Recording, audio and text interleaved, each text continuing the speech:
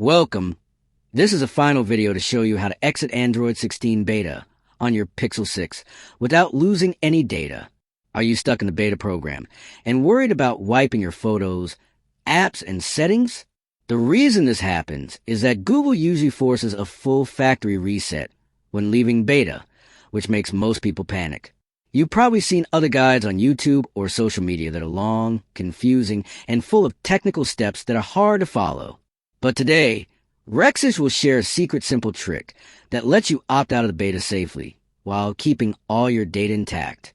All you need is a few taps in your Google account settings and the Play Store, and you're out of the beta in minutes.